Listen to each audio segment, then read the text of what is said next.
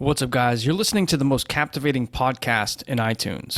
That's right, the Elite Man Podcast, where we turn average men into elite men every day. We record episodes and interview the very best experts from around the world and cover topics relating to health, success, mindset, business, and even social issues. And each week, we give you some of the best advice and information on the planet. Subscribe now if you haven't already and enjoy the show. And oh yeah, if you really enjoy it, leave us a review. Your elite life begins now. What's up, guys? It's Justin Stenstrom from Elite Man Magazine, and in today's episode, I'm going to talk about the truth about toxic masculinity.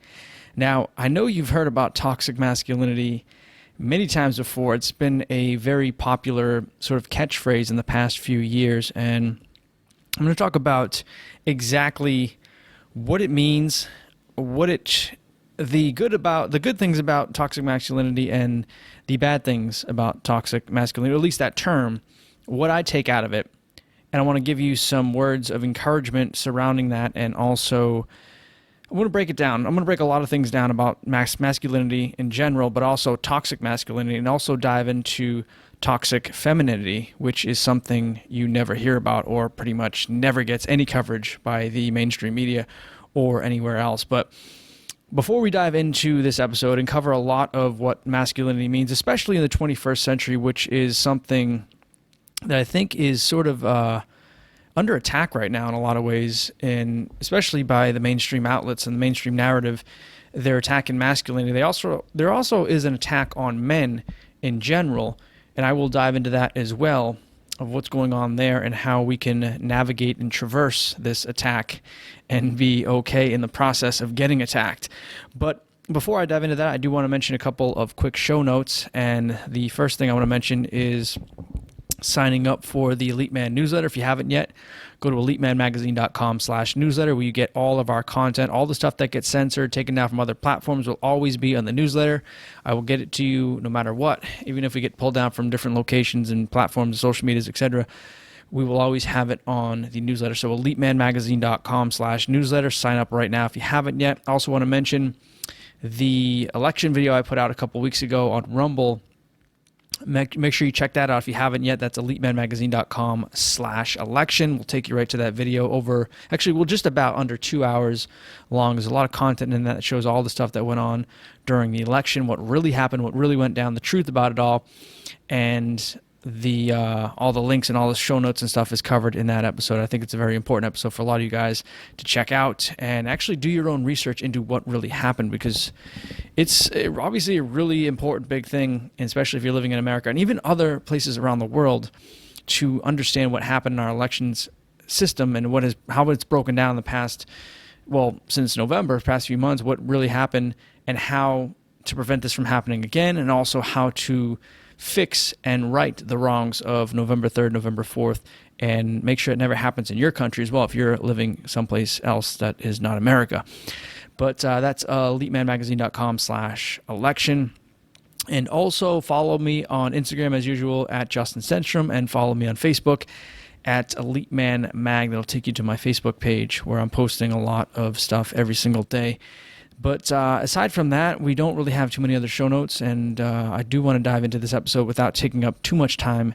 So let's dive right into it. So toxic masculinity, if you look up, and I did this just a moment ago, if you look up the term, one of the first things that pops up is the definition that Wikipedia gives you. It's a whole gambit of information, too, that they share with you on the great Wikipedia, which, take with a grain of salt, but it is one of the most known sites out there, and I looked around a bit, and it was probably the best, I think, mainstream definition I could find.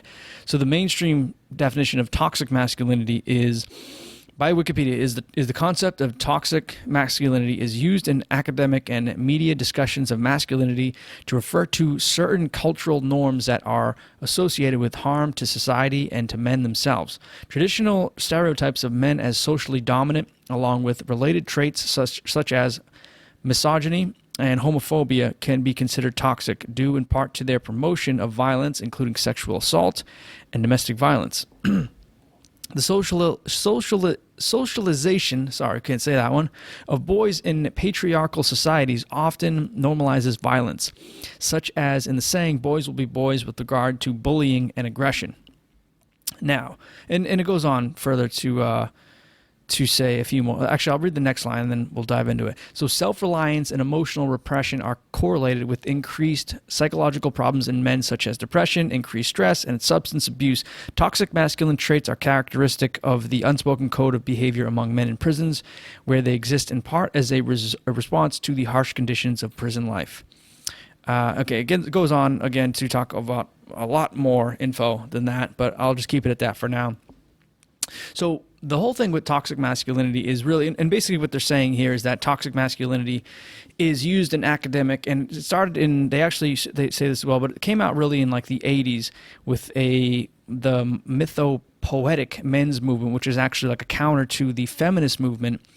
And this was basically, actually, from what I don't know much about it, to be quite honest, but from what I can read out of this, the little summary I did and some digging into it, it seems like it was actually a pretty good overall movement. There was a lot of good things that the mythopoetic men's movement had. It was a lot of retreats, a lot of emotional healing, a lot of self-awareness, a lot of good things that helped guys, actually, and that's where the term sprung from. So it was the toxic masculinity that came from, and they talked about it in these retreats about the inner sort of deep masculinity. I think they called it the masculine warrior or something like that, releasing the inner warrior, that masculine that is in men. They call it like the deep inner warrior of masculinity. So they talked about actually a good masculinity, and that was the other side, but they called the bad parts of the masculinity the toxic masculinity. And from this part, actually this term sort of faded away for a number of years, as you probably know, because I never heard of it for years and years and years after that.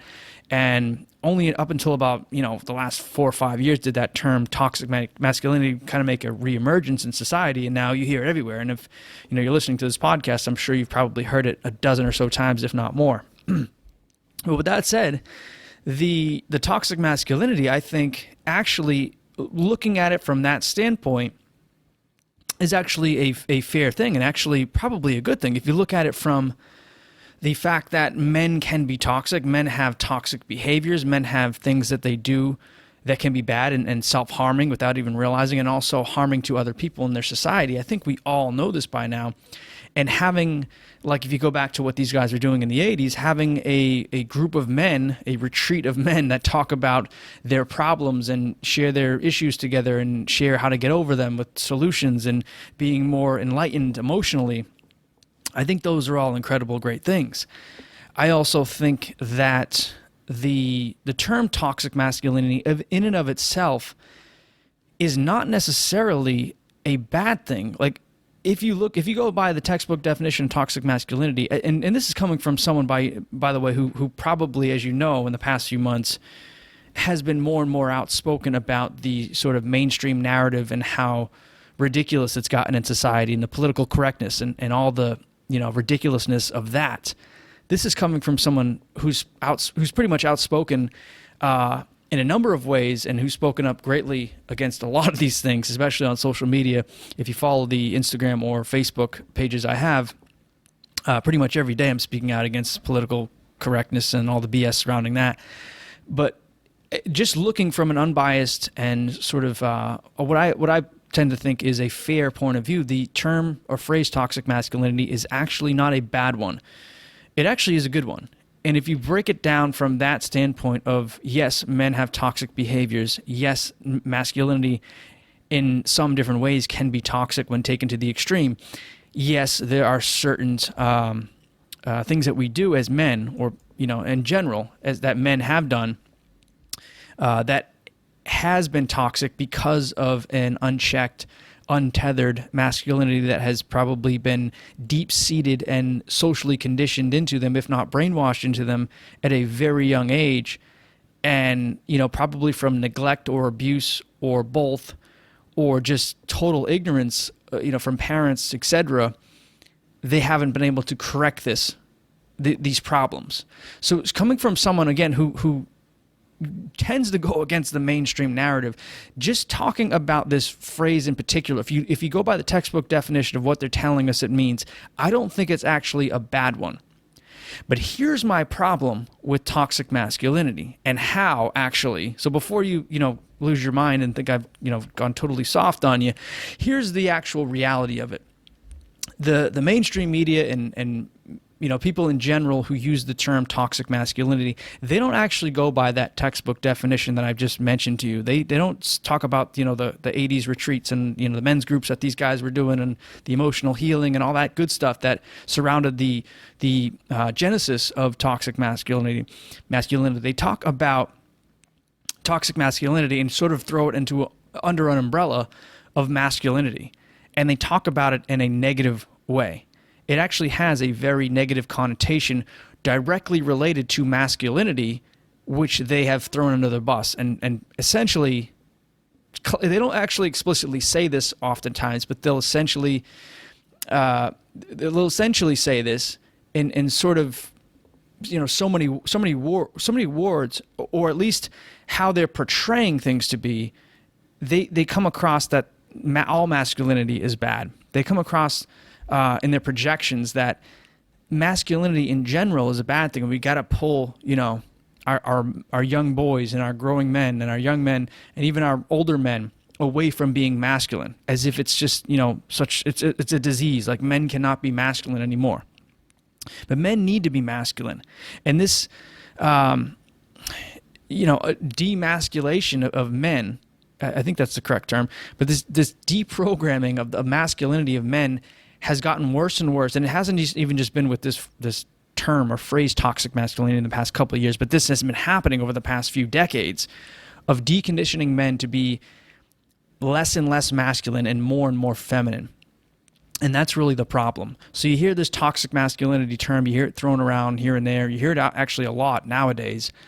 And it's basically, every time it's thrown out, it's not going back to its sort of genesis, which was a good thing, and calling this shit out from the beginning of having some toxic things in them and getting that out of them, like a detox, an emotional detox. That's great. They don't talk about it in that form. They talk about it in the form of attacking men. They talk about it in the form of saying, that masculinity needs to basically, not right away, but essentially become extinct within the next few years or decades. And that's really the core issue here, is how toxic masculinity has been shaped and framed in mainstream society and the mainstream narrative.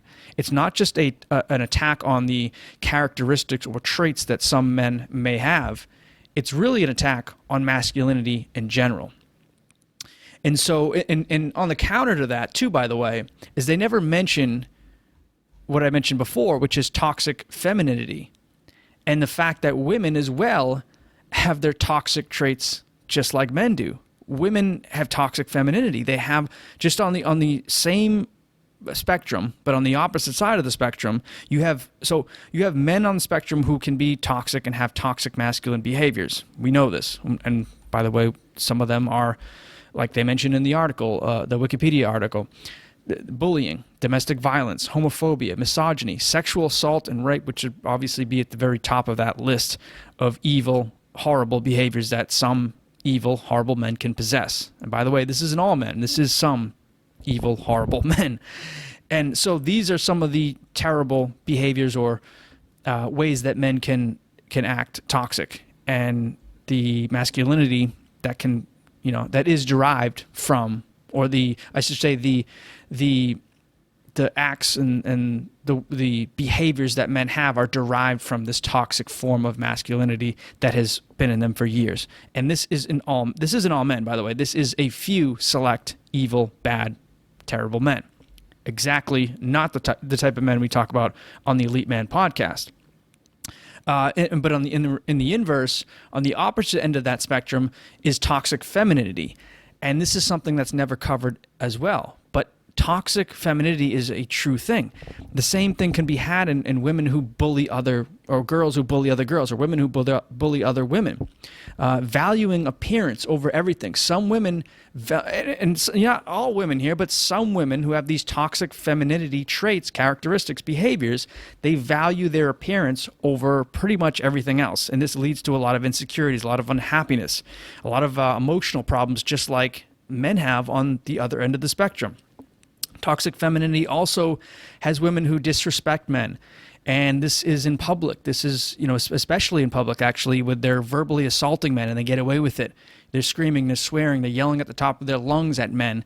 and they can oftentimes get away with it and play the woman card. And it's like, oh, well, I'm just a woman, and you can't say anything wrong to me because I'm a feminine woman. This is the toxic nature of some women who have these displays and behaviors in public. And to the extreme of that, you see this actually way more than you would actually see what we're so accused of oftentimes of doing to women. And again, I'm not defending say domestic abuse or things of those evil things of those nature. I'm not defending that when men do it to women. I'm just saying that women don't have these same standards when it comes to it. But you have domestic abuse, which goes on the counter of women abusing men, and that either never gets reported, or if it does get reported, it's not on the same level, not nearly the same level as if it were opposite, where a man assaulted a woman in a domestic dispute. If a woman did the same thing to a man, it tends to kind of get laughed off or shrugged off, or the charges will be very, very minimal as opposed to if it were the opposite way. And then on the other side of that, that in public displays of disrespecting men, you also see the assaulting of men physically by women, by some of these toxic feminine women. They'll assault men openly, almost celebrating. And I know you've seen this before in public. I know you've probably witnessed it. Maybe you've had a friend or someone who's done this to other men. They punch them, they slap them, they kick them, they bite them, they spit at them. All of these types of things that women get away with in public doing, physically assaulting men. Men would not get away with that, not in a million years, if they did the exact same thing to women in public. Now, again, they probably do it more in the comfort of their own homes when people aren't around, and the domestic rates of men assaulting women in their homes are much, much higher, as far as I know, than the women assaulting men. But I'm not defending that. I'm just simply saying that we need to have a standard that's equal across the board, and it's not equal, of course, with the domestic abuse with men to women, but it's also not equal in public, where you have women who overwhelmingly will assault men and overwhelmingly get away with it. And it's also, unfortunately, oftentimes celebrated and even, becomes a joke, or, people laugh at it when they see this type of thing. It's kind of actually sad in a lot of ways, but that's a form of toxic femininity that gets very much downplayed and is a very real part of our society. And then, of course, you have the toxic feminine qualities of the women who manipulate men for their money, manipulate men to sleep with them, to get their money, their possessions, the gold diggers of the world, the toxic feminine women who use their looks, or say their kind of swag, or their gay, whatever you want to call it. They use their toxic femininity to take advantage of men, take their money, take their possessions, even go so far in some cases to marry men and then divorce men and take pretty much most of the guy's money and his house, and get custody of the kids. Except, there's a lot of things that can go into that gold digging attitude, which is also a very real and very horrible form of toxic femininity. So with that said, there is toxic behaviors in both men and both women. And there's toxic femininity, there's also toxic masculinity. We can't dismiss either one of them, and we can't act like the counter is not true. We can't respect the other person's viewpoint, but at the same time, we have to be open to all viewpoints and understand where both sides are coming from. That's really all I'm asking for here, because I'll be honest too, when I first heard of toxic masculinity a few years ago, I was kind of, where you would probably think I would be, which is, oh, that's just bullshit. It's not it's not true. Toxic, masculinity is not a real thing. It's just, nonsense, and it's this, it's that. It's a crazy liberal talking point, and but the truth is that there is some good in that. There is some truth in the actual definition of toxic masculinity. We have to understand that. We have to really dive into what they're talking about, what they're actually asking us to do as men to step up to the plate. Now, do I agree with things like that Gillette commercial a few years ago, where all these guys are put under, and you have kids wrestling on the grass, and the fathers are all standing around, and they're acting like it's the end of the world because two kids are wrestling. They have a woman walk by, and a guy tries to go up and approach her, and this other guy comes out of nowhere, this knight in shining armor, stops him and, acts like he can't approach the woman and talk to her. Like the Gillette commercial rubbed me the wrong way in so many different ways. And I thought I thought it was, and still do think it was a shitty commercial, and just very lame actually in a lot of ways. But what I'm saying is that I understand that there actually has been some good that has come from this. Like the Me Too movement is another thing too. I'm not going to dive really into that, but the Me Too movement in general, if it brings us guys like Harvey Weinstein and Bill Cosby and, some of these sexual predators who have gotten away with this for decades of assaulting women sexually and, basically using their money and power and intimidation to suppress the voices of many of these women that they took advantage of, when they are exposed, I think that's a great thing. And I think that, if you want to throw the whole Me Too movement into this whole toxic masculinity thing, which a lot of people have done, I think that could be, or actually is, one of the good things that can arise from, the sort of mainstream takeover of this term and actually spreading it to the masses. So, people openly knew about Weinstein for many years, clearly.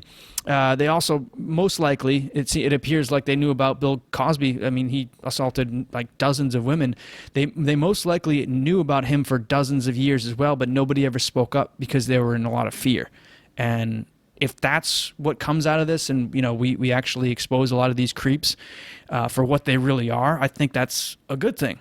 Now, again, the drawback I have, though, to this whole thing is the assault that is now undertaking many, not all, but many men out there, many good men who are just trying to be good men, who are just trying to say, take a girl out on a date. Like there was this guy, I forget his name, the comedian a couple of years ago.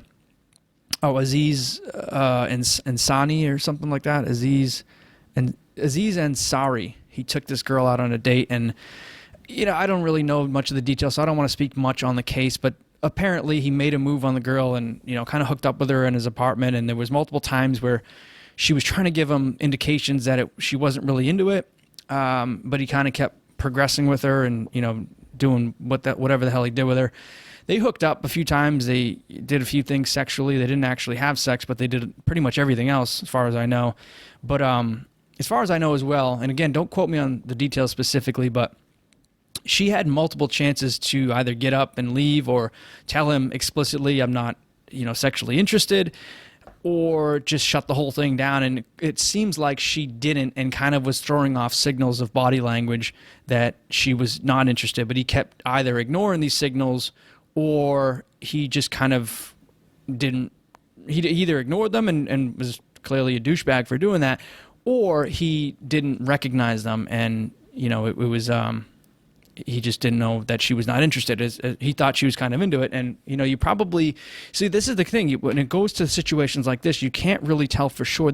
Which is actually why I've always said, and why I continue to say, you got to actually be explicit, especially nowadays with women and vice versa. You got to be explicit with your intentions. You got to be explicit with what you want and what's happening, especially if you're on a date for the first time, which is, I think this is what their first time was.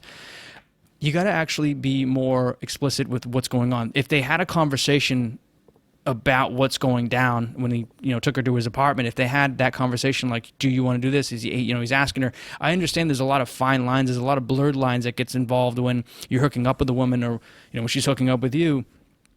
But nowadays, you got to be very explicit, just so people know from both sides. Like if she was explicit about this from the beginning and she said, I was uncomfortable, or like, let's not do this, I'm not ready, then I'm pretty sure he would have stopped. But she had just given him like body language signals, and apparently this guy wasn't good at reading body language, or maybe he was a little drunk and didn't pick up on. I don't know the exact details. Nobody will ever know.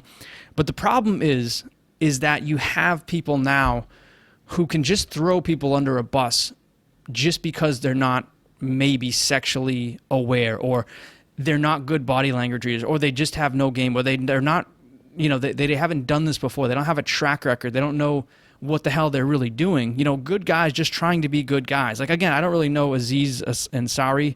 I don't know any of his work. I don't know if he's a good guy. I don't know if he's a total creep. I'm just going by the little bit of information I read from this article online about what happened.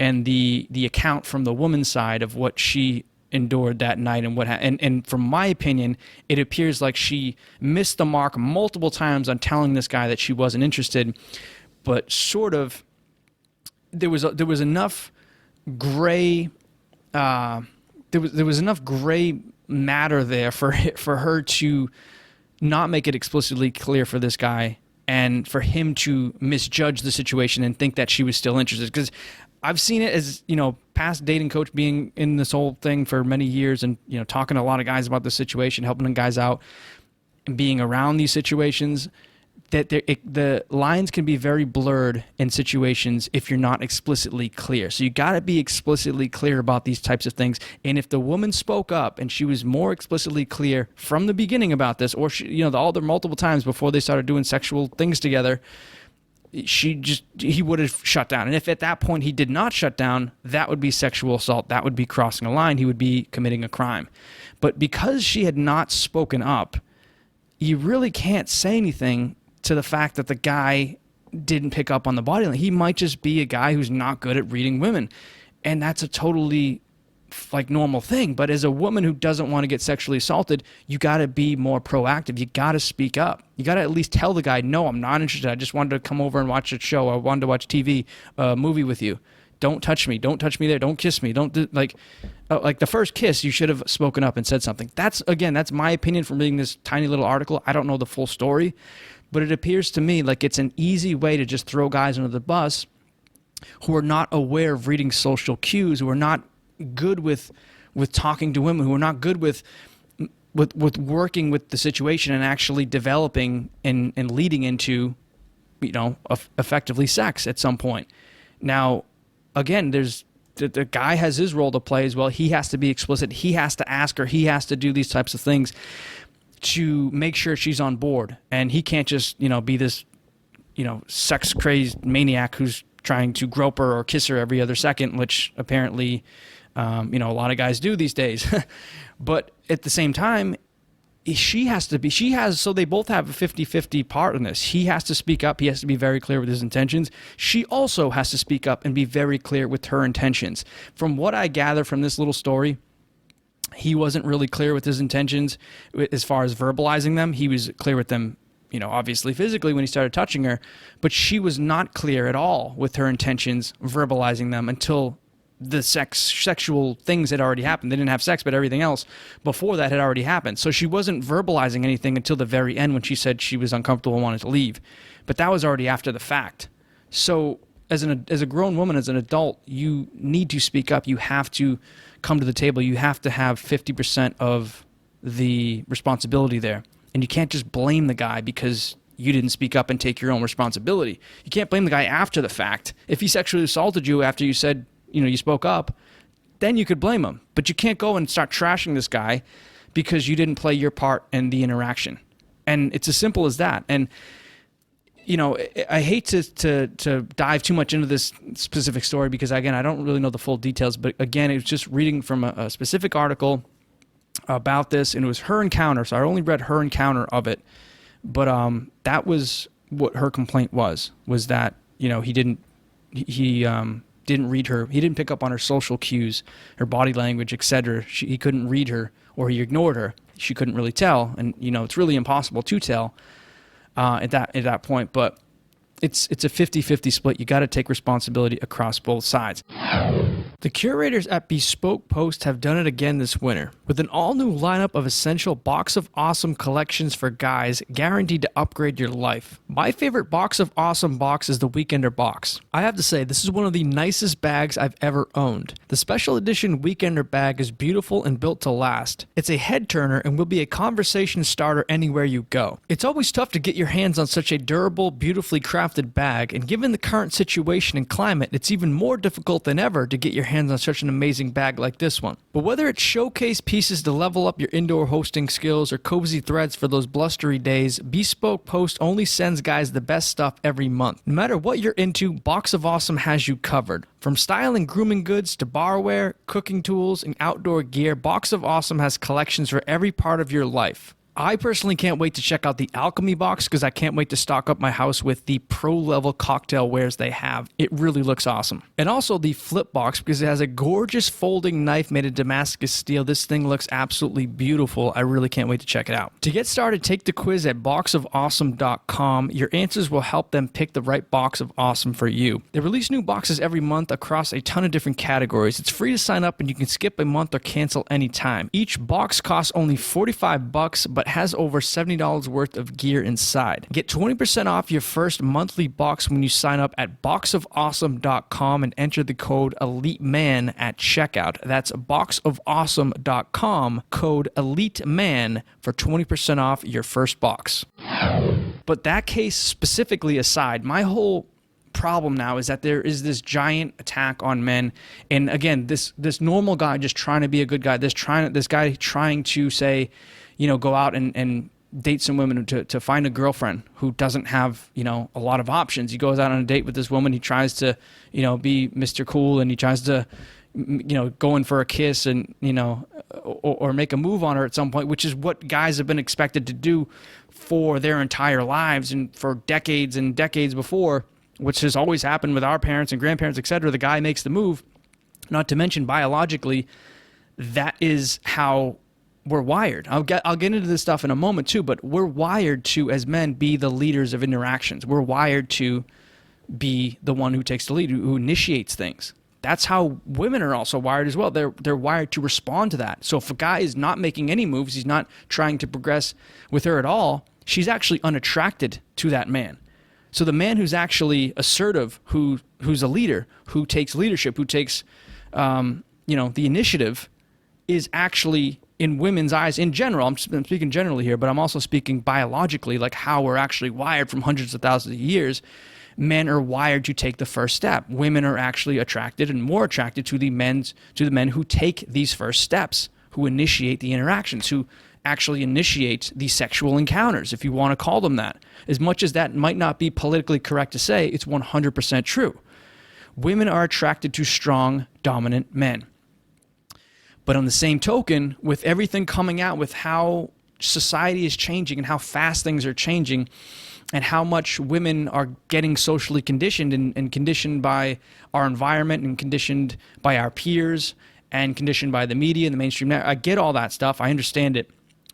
And if that is the new rules of, say, how the world is working, how the world is running, which is totally cool. I understand that. I get it. We as men have to step up to the plate and be more respectful when we do these types of things, and we also have to be more upfront. We have to be more vocal and verbalize our intentions more. I absolutely agree. But on the same token, women have to absolutely do the exact same thing. It has to be a 50-50 split. That is the only way to make things fair and to make sure everybody's respected and nobody's hurt and no boundaries are crossed. Because once you have somebody who verbalizes their intentions and the other person clearly crosses that point and crosses what their intentions were, then either a crime has been committed or the respect, at the very least, has been broken.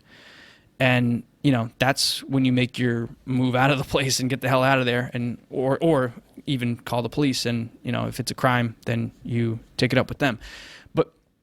But in general, so that was just one aspect of how men are being assaulted. You see it every day, though. It's one thing after another. It's different commercials that we see. It's, putting men down. It's the talk. It's the narrative in general of men being toxic in general, and how, this whole mansplaining thing of talking about like men who overtalk women in the workplace or in general in conversations. They'll talk about men who are mansplaining and trying to correct women, and just these little sort of idiosyncrasies of the day-to-day life that men and women have, the interactions that we've had with women for the past, really, historically, the past hundreds of thousands of years again, but in modern times, the past many decades, like how we've interacted in generally the same type of environment that we've had today for the past many decades, if not a couple of centuries.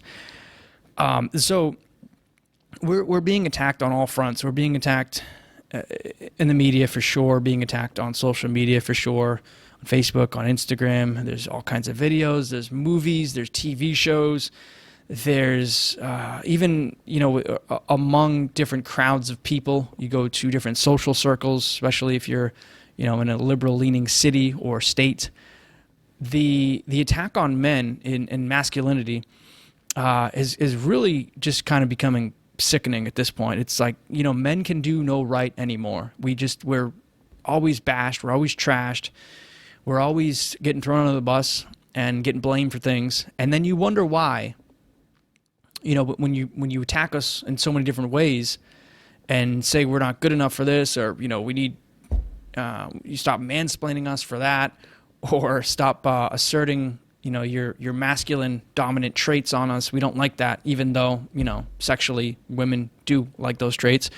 They won't admit it in many cases, but they do. It's just biologically or psychologically how they are and wired. In general, too, I'm speaking in generalities here, not across the board, of course. You can never speak across the board, but in general, women like dominant, confident, assertive men. In general, men like feminine, loving, caring, soft-hearted, soft-spoken, even women. And these are the wires that we've had from, so many years before us. So with the changing atmosphere, the changing climate that is so fast, the technological age we're living in, the social media age we're living in, the social norms, the gender roles are changing rapidly. And I get that. I truly understand that we're living in a time that is totally unprecedented. It's far different than our parents' time and astronomically different than our grandparents' time.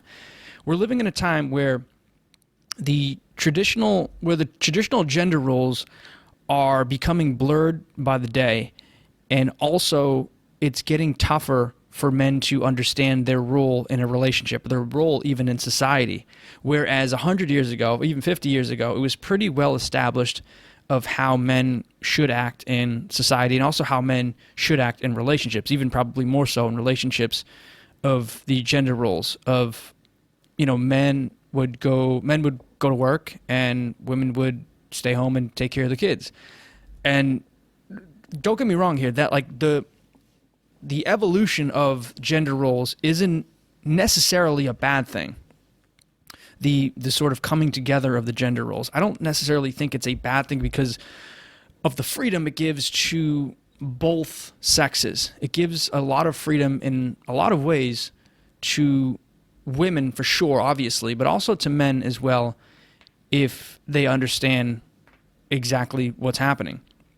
But the traditional gender roles were a good thing, and I think that they actually were in many ways a great thing, and they worked quite well for hundreds of thousands of years. The traditional gender roles of, say, man goes out, hunts, gets food, provides food for the family. Woman stays home, cooks, cleans, takes care of the children. Those gender roles work great for hundreds of thousands of years. The fact that we all of a sudden want to throw those out the window and pretend like they don't work, or that they never worked, or that they're not a good thing, is a very terrible thing. It's actually a horrible idea to just take a random experiment and start throwing that idea as if it is, a proven theory that has come true and that we all know the outcome of. We actually have no idea what the outcome will be because it has never happened before in the history of man, the history of civilization. Actually, so throwing that out is a terrible idea. Now, evolving and becoming more enlightened human beings and having this gender role sort of blur, I don't necessarily think is a bad idea or a bad thing, but I do think that we do need to try to keep the traditional gender roles as much as possible while still having an evolution and being mindful that things are changing and they're changing rapidly, faster than we could even imagine. In so many ways, like our environment, our world is changing so fast in so many different ways across the board. But specifically with the gender roles, we got to keep in mind that it's not necessarily a bad thing, but it is something we need to be cognizant of, to the fact that if we change too fast away from our gender roles traditionally, our brains, our wiring in our brains literally does not have enough time to keep up with the reptilian part of our brain, essentially, that makes or gives us these masculine traits. The ones I talked about, by the way, which are good things, the good masculine traits that we all need. Actually, I don't know if I haven't mentioned this, so let me just mention this real quick because I meant to mention this earlier. The good masculine traits that men have, and I'll mention the good feminine traits in a second as well, because I meant to include this when I was mentioning the toxic masculine traits and then also the toxic feminine traits, but I forgot to include this. So the good productive masculinity, I like to call it, is a list of some random traits, but all really good things and applicable here. So you have toxic masculinity, which I mentioned the horrible traits or the bad ones that men can display, but you have productive masculinity, which are things like physical strength. Actually being physically strong is a good thing for men, and productive masculinity. Mental toughness, mental fortitude is a good thing for men. Leadership skills, great thing for men. Courage, a great thing for men. Being dominant, a great thing for men. Being confident is a great thing for men. Being a provider is a great thing for men. Being the head of the family is a great thing for men. Being a problem solver is a great thing for men, and also being a fixer of different problems that come up, like problem solver, but also more specifically like a handyman, fixing things up around the house, a great thing for men. Now, all those things are great characteristics, traits, behaviors, etc. for men. That is productive masculinity. For women, we have productive femininity, and this is having traits like being loving, being caring, being nurturing, being a caretaker of the children, being emotionally adept, emotionally skilled. This is something that innately women are really good at and men are not really actually good at. We'll dive more into this in a moment as well. But emotionally adept for women. Being a good listener is a great thing for a woman. It's productive femininity. Being a good advice giver is actually a really good quality for women to have when they're having these conversations with other women, with family members, with their children, giving out good, solid advice, being able to talk problems through, being able to talk things through is a great quality for women to have. Being a planner, being an organizer, also great qualities for women to have. These are productive femininity qualities. So going back to what I mentioned a moment ago, men have, and we have this wiring from hundreds of thousands of years that in the back of our brains, the reptilian part of our brains, the most basic part of our brain, still has this wiring from hundreds of thousands of years ago, which gives us, by the way, these productive masculine qualities, these things I just mentioned that are actually really good for you. There's some of the things that we talk about all the time on the Elite Man podcast, by the way, but these productive masculine qualities are things that actually help us as men and help our family life and help be the providers to our family and be the role models that we need to be to other men younger than us, and the generational thing of helping out the younger boys and young men coming up. All of these things are great things. We can't just overnight, because technology is caught up to us like crazy, and the social media has gone crazy, and the workplace environment has changed like dramatically, and the rates of women going to college has switched dramatically and risen dramatically, and also women in the workplace, is going back to what I mentioned a moment ago, it's kind of what I'm referring to, has risen dramatically.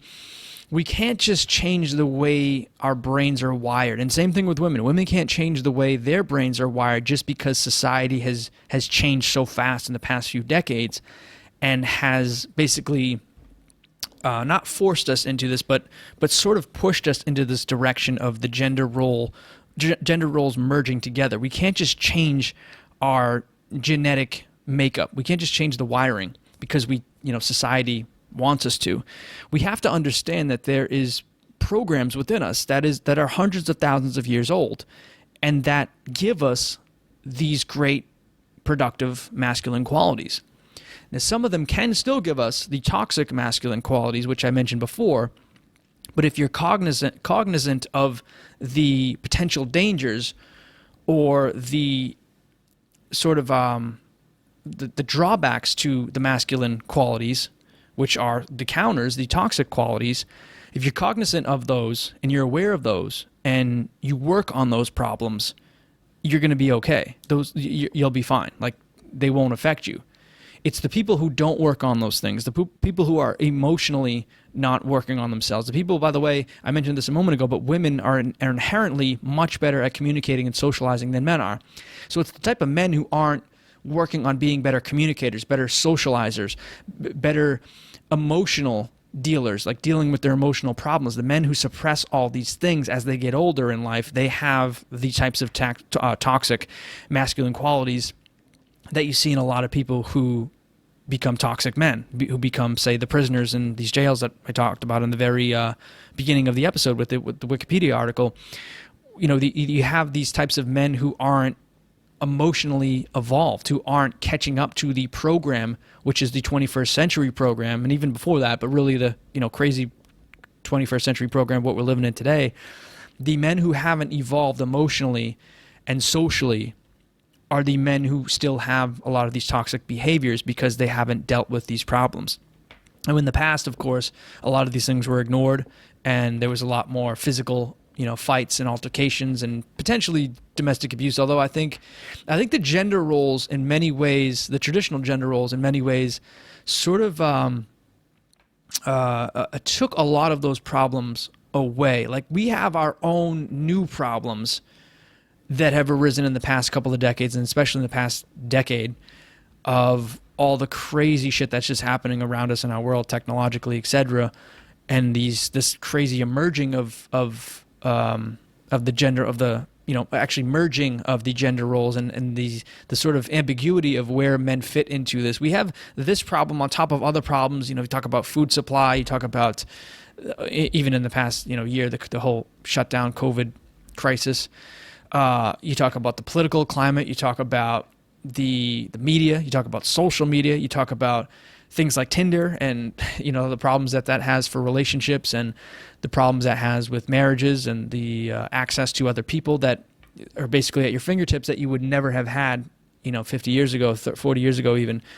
So there's like so many different dynamics that are going on, but the point is that we have a set of programs, hardware and software, by the way, in us that is basically outdated by hundreds of thousands of years. Not all of it, but some of it is still outdated by hundreds of thousands of years. And to think that you can switch overnight and just basically get all of these things to line up with how we want them to line up to in this day and age is not only very impractical, but in many ways insane. And to think that the merging of our gender roles in the past decade or so, couple decades, is just going to magically fix itself because we decide to talk about it more, or we decide to be aware of it. I mean, being aware of it's actually a really good thing, but it's just, my point is, it's not going to happen overnight. We can't just do these things overnight. And actually, I believe that hanging on more to the traditional roles of the past is a good thing. It's a smart thing. It's actually a good thing to want to work with what has worked historically very, very well. And so this whole attack on the fact that, on traditional gender roles or men in general, and that we need like more, crazy feminists out there talking about all kinds of, radical ideas that just really don't make any sense and aren't based in any historical proof that they ever worked or would work, or that they're even honestly quite fair of what some of these people are proposing. I take a sip of water. But Dr. John Gray, by the way, talks about this a lot, and he talks about the fact that and men are from Mars, women are from Venus, and then he's got a bunch of other books as well that he talks about this quite extensively, and just the fact that men and women are genetically wired differently. We just are. We're two different species. We're literally, we're not the same. As much as people want to pretend like men and women, or that gender is, or that like gender isn't a real thing, that women can just call themselves men, or men can call themselves women just because they want to. I understand that's a whole different argument. I don't really want to dive into that in this episode. But of course, and I'll leave it with this, that there are exceptions to everything, by the way. There are exceptions to everything. And I'm not going to just blatantly throw that whole discussion under the bus and say that's total bullshit. It's like, that transgender people and all this other stuff. I don't want to talk about that in this episode. and I'll probably cover that in another episode just to be clear on my position there. But needless to say, the roles that men and women have, like men are men. And again, there's always exceptions to this, but men are men, women are women. And just to pretend like there's not differences biologically, there's not differences psychologically, there's not differences emotionally, there's not differences in how we act in our world and how we think and behave and how we perceive the world around us and perceive the people around us. To think that those things aren't real just because you say they're not real is totally insane. It really just, it's fucking stupid, to be perfectly honest. It's just, there's political correctness, and then there's just insanity. That is insanity, to think that men and women are just, the same in every way, and that, I won't talk about the whole transgender topic and that whole thing, but I will say this, that they just passed a law, an executive order, actually, in the past couple of weeks that said now that I believe in most major sports that transgender women who are biological males can now compete in women's sports. So, again, without attacking the whole transgender movement, because I actually have a lot of respect for them, believe it or not, and I agree with a lot of what they say, with this in particular, I could not disagree more. When you have a biological male competing against women and basically only women, you're going to have that biological male dominate those women in every sport that they play and compete against those women in. It's just how we are biologically, physiologically wired and built. Men are built different than women. We are much stronger and faster and bigger and tougher physically than women. It's a fact.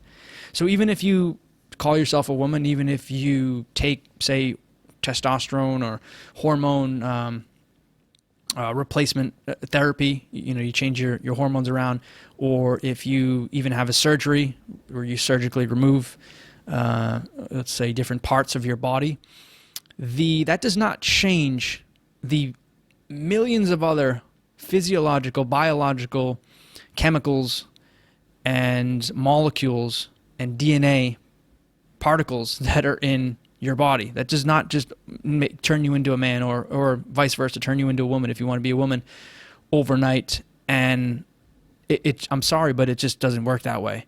And to think that it works that way just because you say it works that way, again, is complete insanity. It's not political correctness. It is insanity. And I just kind of, I really feel sad a lot, honestly, for a lot of these women who are going to be competing against these men, especially if you have like physical sports, like say MMA, God forbid, or boxing, God forbid. I mean, these women are just going to get the crap kicked out of them. And I feel sad in a lot of ways. I'm actually, I mean, secretly, I'm really actually, I don't hope this because I don't want the physical thing to happen. But in like, say, other sports where it's not physical, of like, say, soccer or basketball, like women's basketball, I kind of secretly want to see these transgender women go against these other women, real women, just to prove how ridiculous this concept is and to show these crazy radical leftists like how stupid an idea that really was. I don't want women to get hurt. Don't get me wrong. I don't want any physical sports to get to the physical level of any boxing or MMA. I hope that really doesn't happen, to be quite honest. But some of the other ones where it's like non-contact, I kind of just want to see the men dominate, the transgender men or women, whatever they want to refer to themselves as, dominate, just to prove how ridiculous and insane that idea was. And hopefully after like a couple of months, they switch back and say, yeah, we were fucking stupid and very stupid for even thinking that was cool. But aside from that topic, there are biological, physiological differences in men and women, and that's just how we are. But the great thing is, here's the beauty of it all, really, is understanding and appreciating the differences that we have.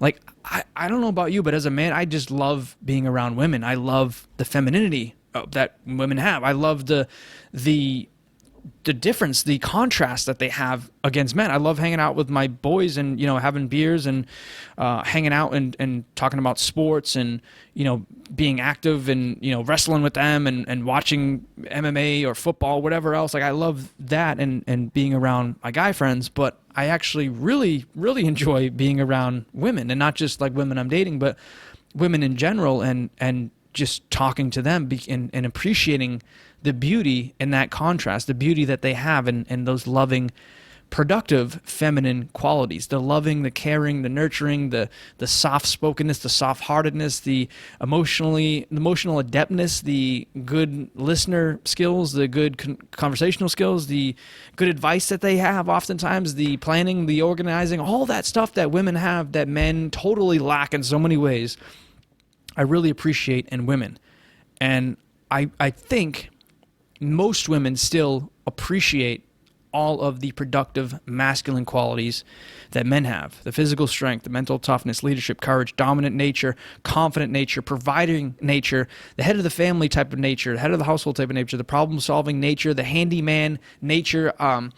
All of these things, I think women, so I know women still love these qualities and they're still attracted to these qualities in men. It's just, I know that because it's biological. It's a proven fact biologically.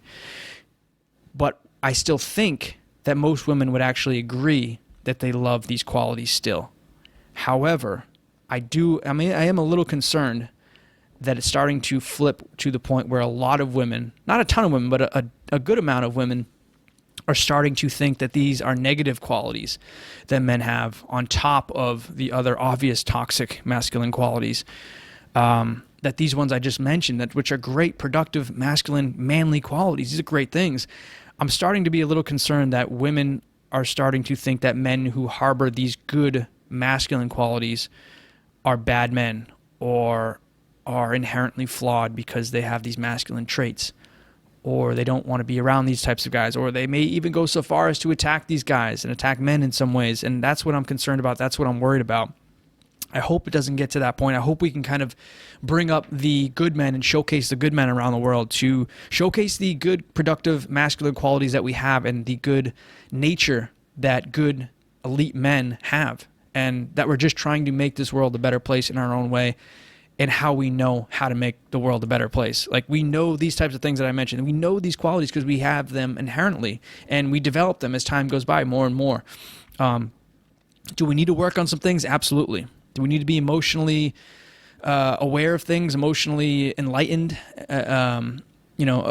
Even do we got to come to the table a little bit more and talk about these issues and be more vocal and verbalize some of these things, like I mentioned before in and I forget the guy's name. What the hell's his name again? The Aziz Ansari case. Like, in that specific case, do we need to talk more, verbalize ourselves more, especially in situations like that? Absolutely.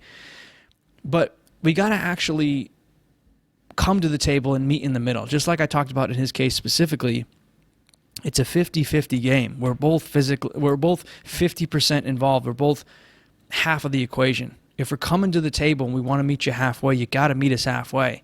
You can't just, throw us under the bus and keep attacking us and keep, talking the shit that you're talking about us, and just not. And this is only, I'm talking about a small portion of women in general. I think most women still get it, fortunately for men, fortunately for the world. But I am a little concerned of how the narrative has shifted, and how this whole toxic masculinity phrase has shifted from what appears to be, in the very beginning in the 80s, actually a good thing. A toxic masculinity thing, when it was first conceived of, was a good thing. And I'm concerned of how it's been twisted in the media, especially the past couple of years, and how this narrative against men has twisted in the past few years and past couple decades. And I hope that we together are able to figure this out. Men and women need to come together and actually work together on this and be more aware. So essentially, I want men to harness the productive masculine traits that they have, the things I mentioned before many times in the show already. In fact, I'll mention them one last time.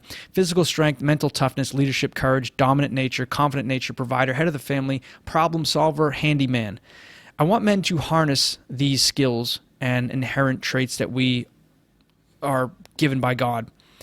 I want them I want men to embrace the productive masculine side and do all of these things and work on those toxic things if you have them in you. If you have a little bit of a bully side to you, you got to work on that. If you have a little bit of a misogynistic side to you got to work on that. God forbid, I'm not even going to mention some of the other ones because they're pretty horrible. But obviously, if you have any of those, even a slight tinge of those, you got to really work on those as much as possible. Probably get some help as well for the other ones. But toxic masculinity in general, as taken by its definition, taken as it was meant to be originally, is an okay thing. But how it's been twisted, I don't like that, and I think it's a terrible thing. And I think that we need to be appreciated as men. Women need to love men for our